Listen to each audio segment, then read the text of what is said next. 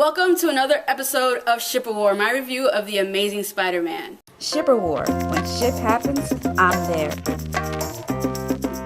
I want to just go on and talk about the things I did not like about this film because that definitely outweighs anything that I actually really enjoyed in this movie. Now, the first thing I did not like about this film was the fact that the movie was 2 hours and 35 minutes, which is not a problem when it doesn't feel like 2 hours and 35 minutes. This movie felt like 2 hours and 35 minutes plus 2 hours added to it. Now, this movie, a lot of people who are fans of Spider-Man were like, this is a movie that's going to do Spider-Man right. It's going to take a more serious tone to it. It's going to make those Sam Raimi films look like crap because those movies are cheesy and they're corny and they completely did Spider-Man wrong. They couldn't even get the story right, blah, blah, blah, blah.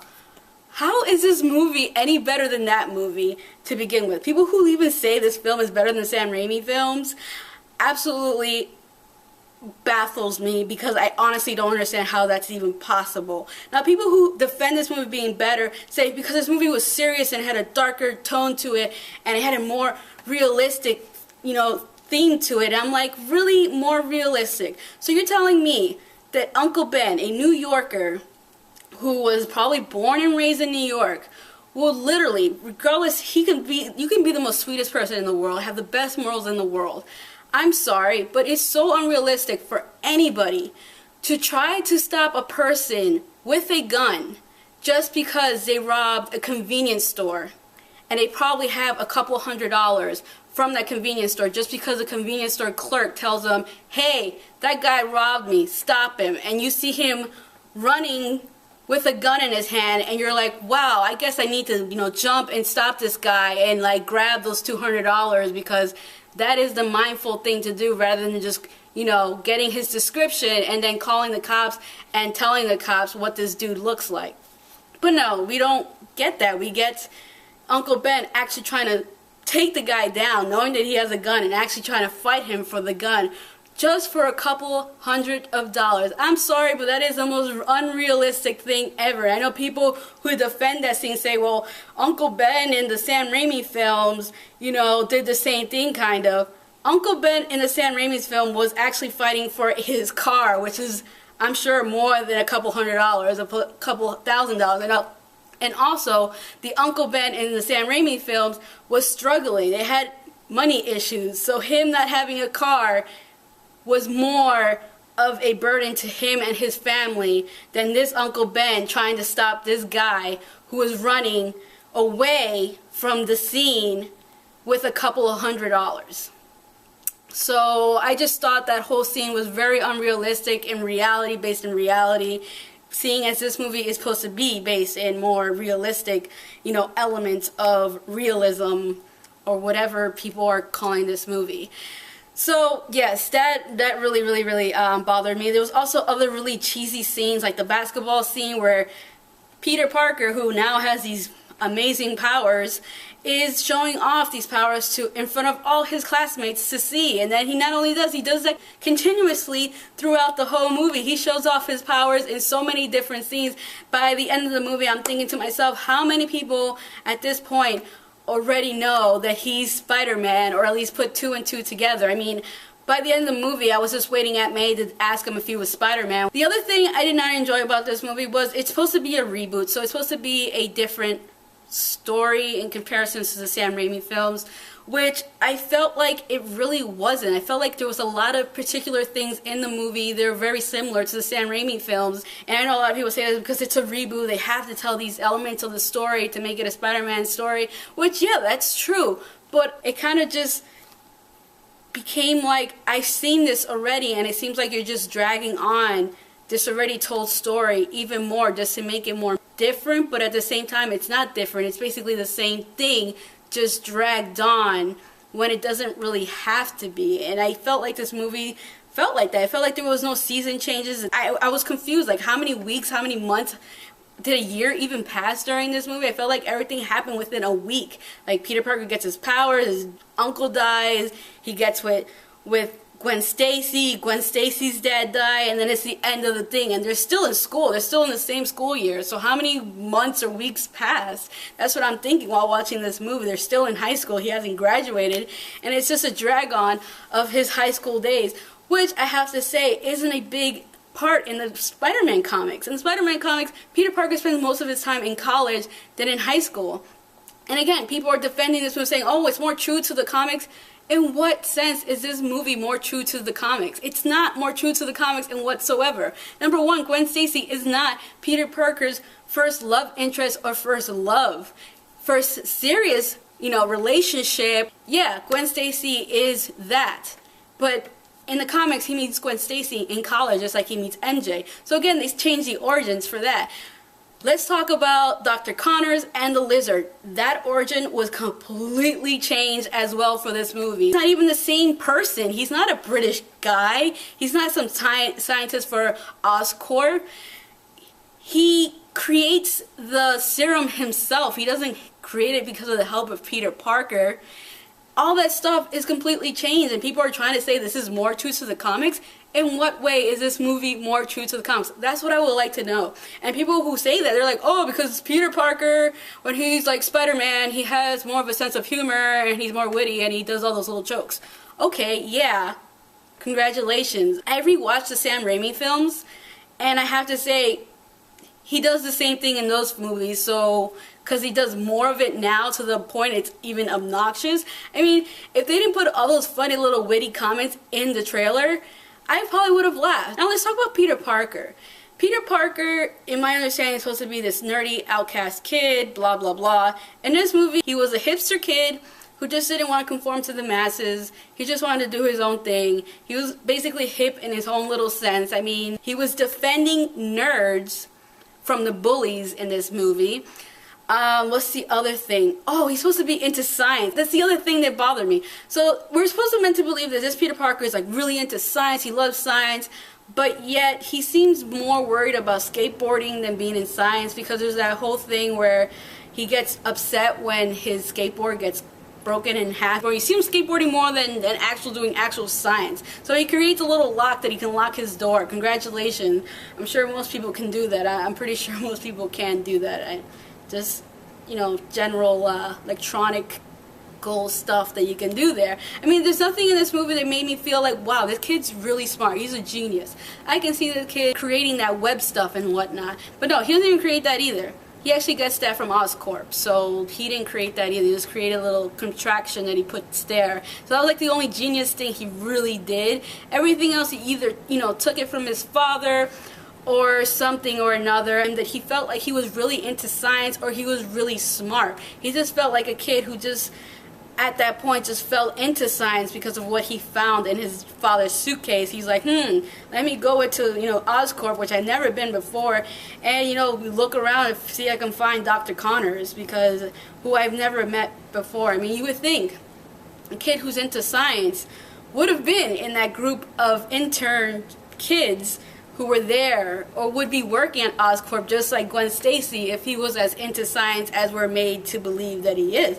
But no, he doesn't do any of that. He's just seen as a kid who just doesn't conform to absolutely nothing, it seems like. All he really cares about is skateboarding and being a loner and defending nerds, actual nerds, from bullies. And that's pretty much what he is. I mean, I don't know. He just didn't give off the vibe that he was actually into science, and he was truly a nerdy kid. And people who are like, well, hipsters are considered the outcast nerdy people these days. I'm sorry, but most hipsters I know are hipsters because of the word hip. Hipsters are hip. The word hip is in the word hipsters, so no. Hipsters are not nerds. They are people who don't want to conform to things that the masses conform to. So that's what they are. They're not actual nerds or dorks or anything in that realm of thought. So I don't understand why people are changing the meaning of hipster to, defend what Peter Parker was in this film. So the other thing I had an issue with was the way the Lizard looked. And everyone's like, well, in the Amazing Spider-Man comics, this is how the Lizard looks. Okay, My nephew, he had the actual comic where the lizard gets introduced in The Amazing Spider-Man. They actually have copies of it at Walmart that you can buy for like $2, and he got a copy. I looked through it, I read through it, and the lizard looks nothing like he did in this film. He actually does have a snout in The Amazing Spider-Man. For whatever reason, on the cover, it looks like he has a round face, but in the actual comics, when you look through the pages of the drawings, you see that he actually has somewhat of a snout. In this movie, he absolutely didn't have really much of a snout. He just had a very happy face. He was always smiling. He was a smiling guy. That's pretty much what we're supposed to be scared of, is this lizard that smiles a lot. That was very unfortunate CGI there. The other thing I had an issue with was the music, or the lack of music, because the music was completely ridiculous. There's one scene where Gwen Stacy is in a closet and she's hiding, and the lizard's coming into the, during the lab, and she's hiding in a closet in the lab, and he's walking by because he's looking for this tube thing. Long story short, while this scene is taking on, a random piano key, bam, bam, bam, is playing during that scene. When that happened, I swear to God, but I burst out laughing. I thought it was the most hilarious thing ever. It was so random and so hilarious and so terrible, and I just loved every bit of it just for the humor that I got out of that scene. Let me see, what else? There's so many things I really did not like about this movie. I can go on. Oh, the crane scene. Let's talk about cheesiness. Yes, the crane scene. So we're made to believe, okay, these people are supposed to be exiting the island of Manhattan because of this chemical agent that's going around, and people don't know what they are, and they're being told to get off the island. But this one guy is watching TV, and he's like, hey, that's, what's his face? He saved my son. Hey, call so-and-so and call all these people who know very little about this Amazing Spider-Man, because really, in this movie, there is no scene in this movie where you get the idea that the city of New York know who the Amazing Spider-Man is, who know who Spider-Man is, or know that he's a good guy in any sense of the word. They just don't, there's no, notion of that. There's nothing shown that gives us the idea that these guys know who this guy is. But we're made to believe this one particular guy has the power to get all these crane operators to drop whatever they're doing, to not go home to their families, to try to, escape, get off the island of Manhattan and, go somewhere safe where they can be with their family. That he has the power of words, because he must have the most amazing powers of words, to motivate these guys to go on these cranes and set it in a way so the Spider-Man can swing off of each one as he goes to Oscorp. I'm sorry, but that was, again, another cheesy scene that was completely unrealistic, completely ridiculous, and again had me laughing for all the wrong reasons. And the other thing that really bothered me, that this movie spent so much time trying to show us where Spider-Man threw his webs. Like, was that really necessary? Do I have to see every particular wall and building and structure and pole and wire and whatever else that Spider-Man threw his web on to help him swing around? No, I don't have to see that. I have an imagination, thank you very much. I feel like if you go back and watch this movie a handful of times, you are going to realize how mediocre this film is and how big a disappointment it is. Because you know how I know this movie isn't as good as people are making out to be?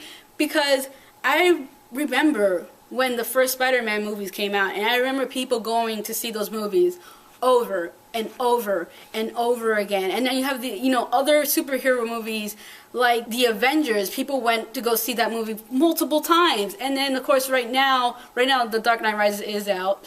Sorry for the late review of The Amazing Spider-Man. People have already seen it 3 times. The movie only came out a couple of days ago.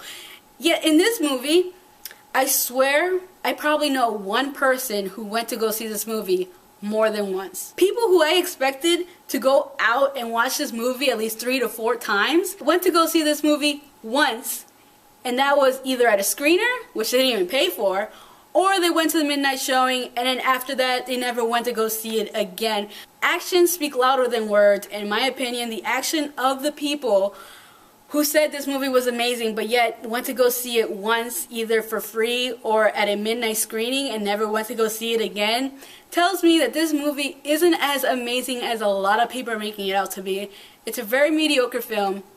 And for a reboot, this movie is supposed to be setting the footing for a new franchise, and in Spider-Man, a new set of movies. And so far, the footing for this movie hasn't set the bar up. Of course, people could say I'm biased, maybe I'm Sam Raimi fangirl, and I just love those movies, and that's why I couldn't like this movie.